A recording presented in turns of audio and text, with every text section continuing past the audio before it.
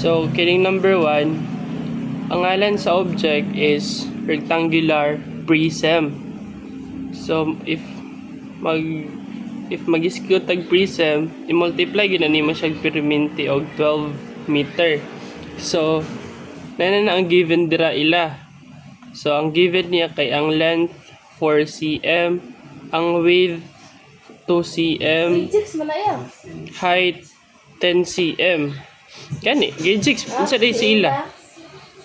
So, mana siya given na iyang mga numbers. So, ang formula na is volume is equal to length times width times height. So, sayon ra na siya, i-multiply na nimo ang iyang mga given. So, when we say i-multiply, so 4 times 2 times 10 is equal to 80. Pila man nakabuk cm dira, di ba? 3. So, imuha na siyang 80 cm raised to the power of 3. So, muna na imong answer sa number 1. Next is number 2.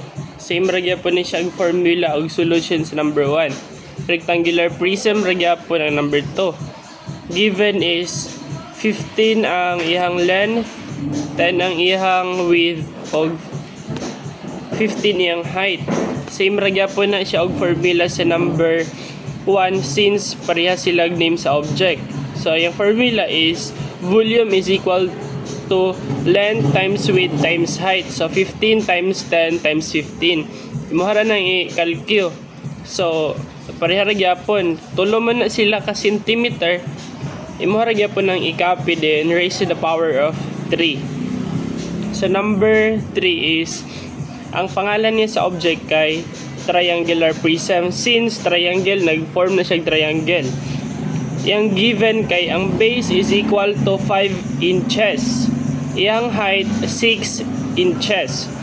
So, ang formula sa triangular prism is area is equal to 1/2 base times height.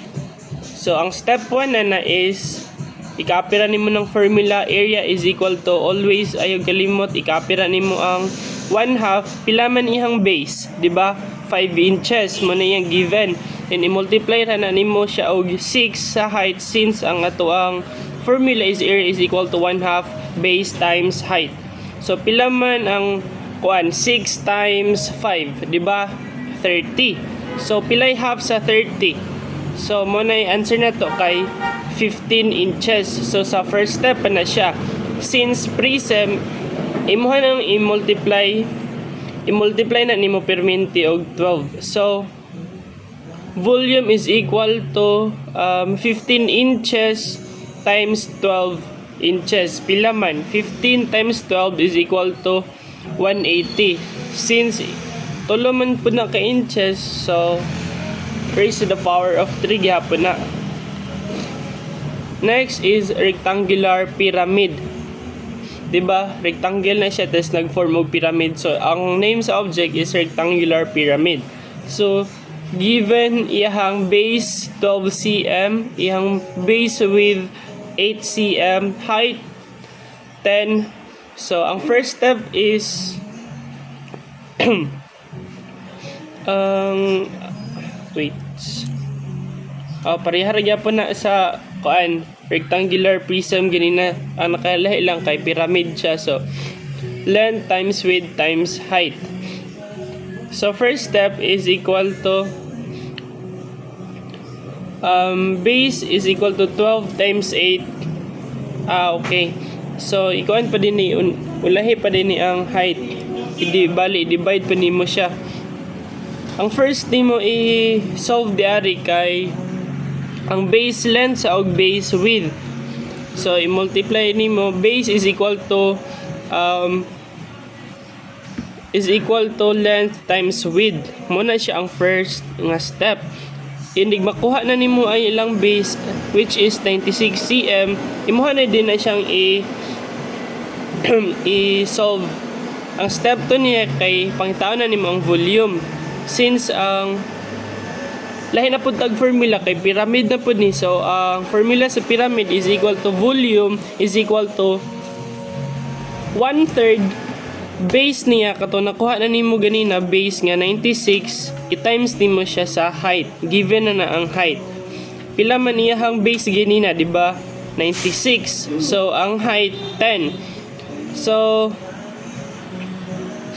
96 times 10 pila man? 96 times 10. 96 times 10 006 960. So 960 pila may 1/3 sa 960. So ang 1/3 sa 960 is equal to 320. So since centimeter gyapon, so raised to the power of 3 na siya. So mo na nakuha siyang 323. So sa rectangular pyramid duha ka buok iyang formula. The base og ang iyang volume. Given na tanan na.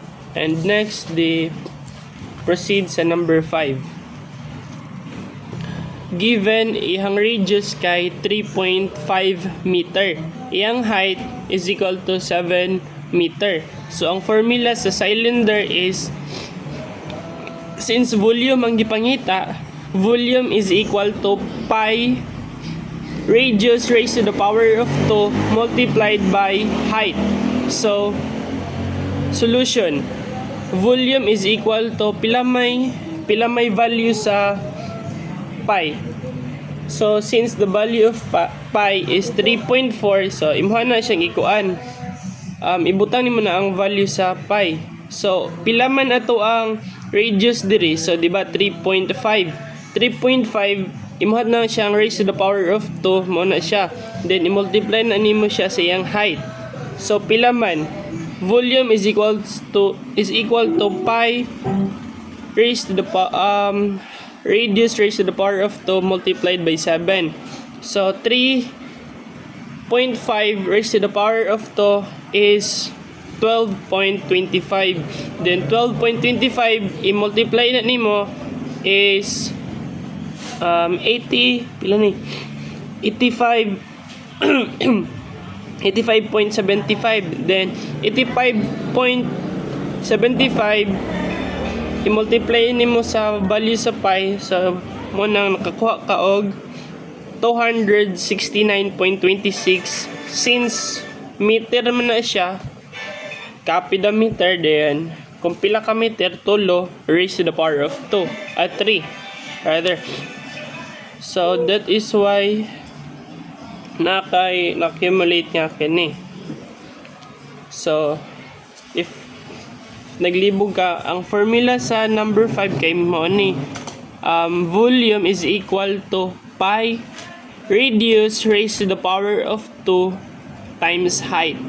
So yang given naman na ang mga kuandira ang iyahang radius ug height. So since ang iyahang radius kay 3.5 niya, ang formula kay raised to the power of 2 imo ra nang i-calculate. Then iyang height, ang radius, bali ang pangutaon nimo diri kay ang pi i-multiply nimo ang pi, ang radius i-multiply raised to the power of 2 ug ang height. So mo na siya tun-ira na i-calculator dra ila dayon. Diyon sa na pagkuha. Basta kay always ang value sa pi kay 3.4. Mo aray ayon nagkalimti ng ihang formula. Volume radius raised to the power of 2 multiplied by the height. Yan naman na. Basta pagtuon lang. So calculator permi ang answer. Then next is we have the square pyramid. So number 7 is the name of the object is square pyramid. So given na gyapon ni ang iyang base ug height. So diari duha na po ditong formula, the base and the volume. So first is this, for the step 1 we have base is equal to 10 times 10. 10 times 10 kay magali ni 10 times 10 is pila man? 10 times 10 is equal to 100 meters squared. Kay since paano sila. For the step 2, volume na din talargo, volume. So same ra to ganina sa number 4, pyramid. Basta pyramid gali, ang iyang formula na kay volume is equal to 1/3 base times height. So, di ba nakuha na nato ang ilahang base, isolve na po nato. So, volume is equal to 1/3 base. Pila may base, di ba? 100. Ang iyang height, pila may height, given naman ng height, so 13. Multiply na nimo siya, say tawag na i-distribute, ang say tawag na, i-replace na nimo na. Replace. So, volume is equal to 1/3, 100 times 13. Pila man? 100 times 13. 13.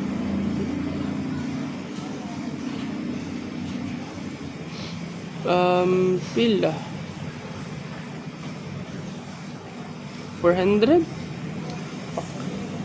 1/3. 1/3 na? Buwan ako. 0. Ha? Ang 10 ka 100 pila? 1/3. So 1/3 pila may 1/3 sa 1/3. I-calculate na nimo. So that is why natin answer nga 433.33 m raised to the power of 3. So ayaw kalimot ang formula sa pyramid, same sa number 4, rectangular pyramid, pero ang number 7, square. Duha na sila duha ka solution, separated. Ang first nimong pangitaon kay ang base.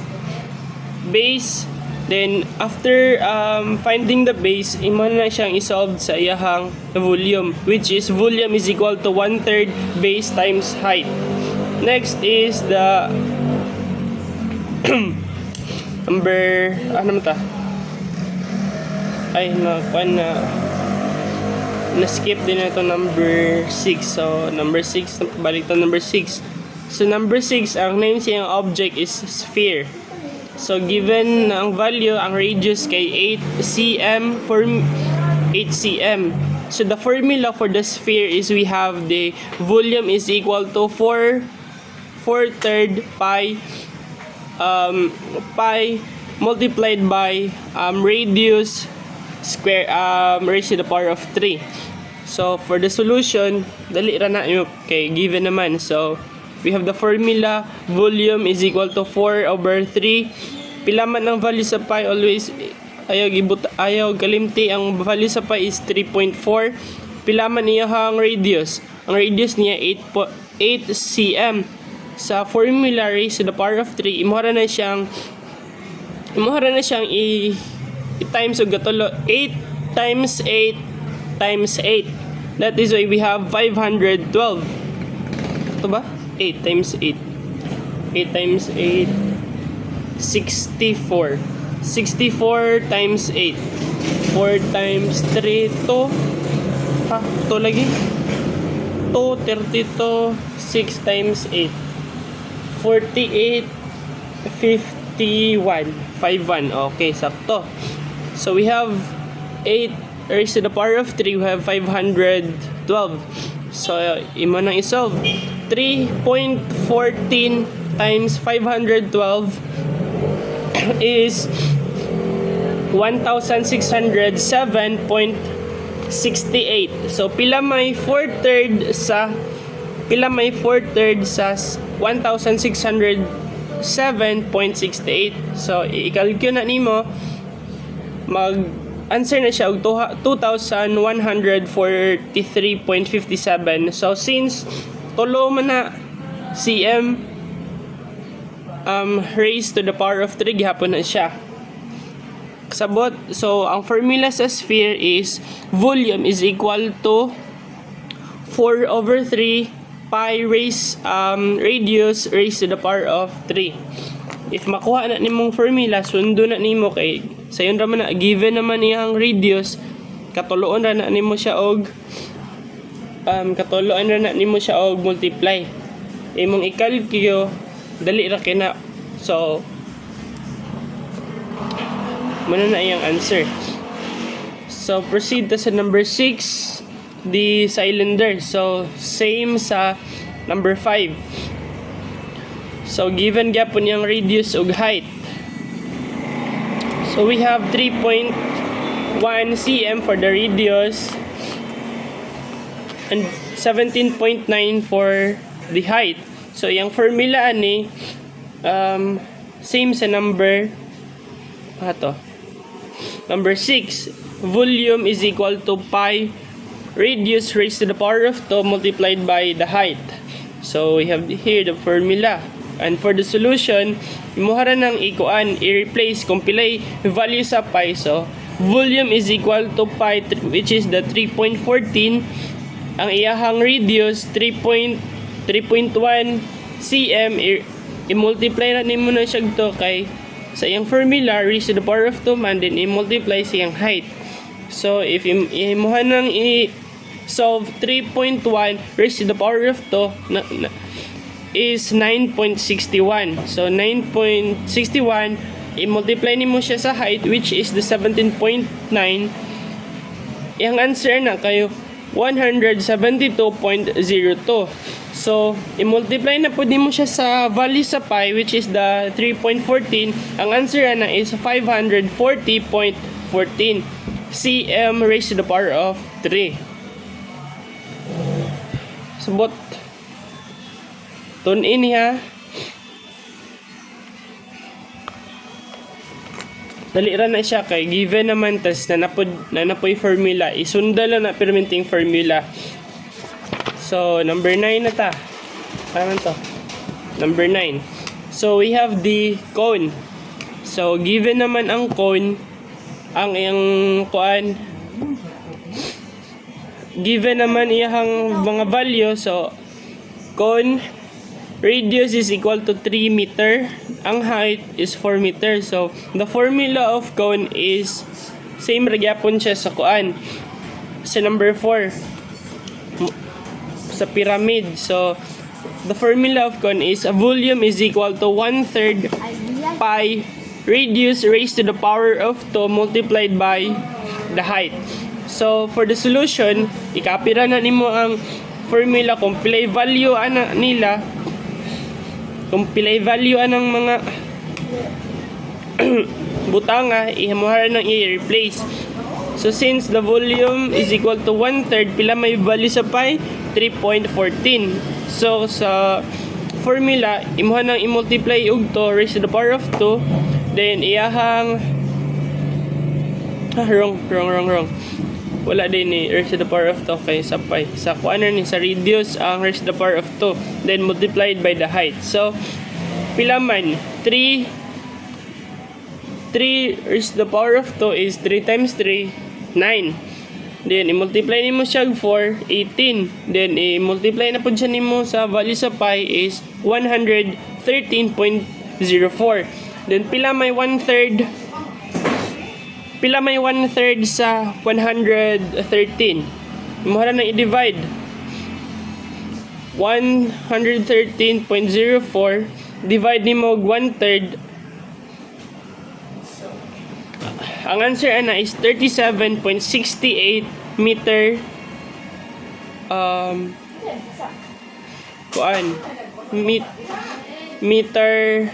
meters to the power of 3. Muna na siya, basta tune ilang na.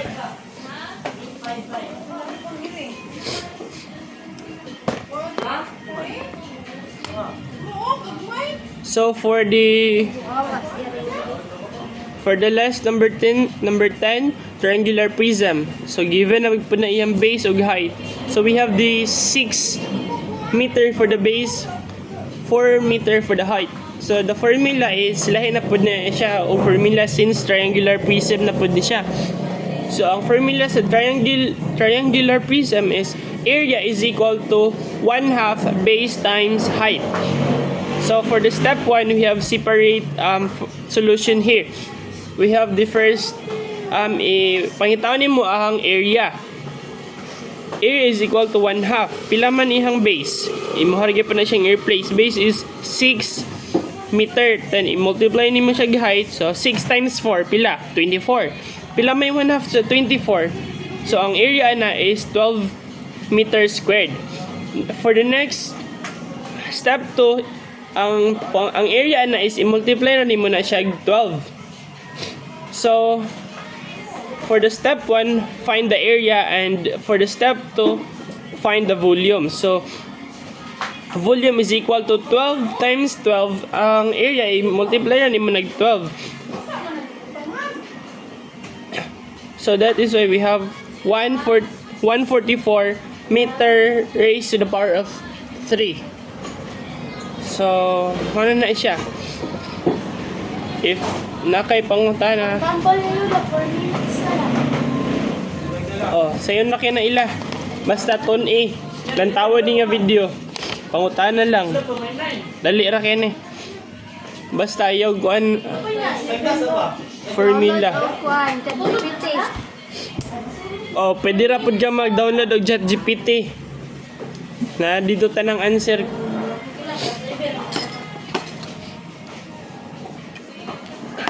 Basta kay pagtuon para inig pa kuanon ka sa imong maestra ni Ma'am Raquel sa blackboard mag-answer ka. Basta ang timaan lang jud nimo ang value sa pi, which is 3.14. Dayon ang formula sa rectangle, sa triangle, o sa pyramid, o sa kuan. Na dire. Oh, mao na to. Tanawan ning video kay hindi ni mo tantawon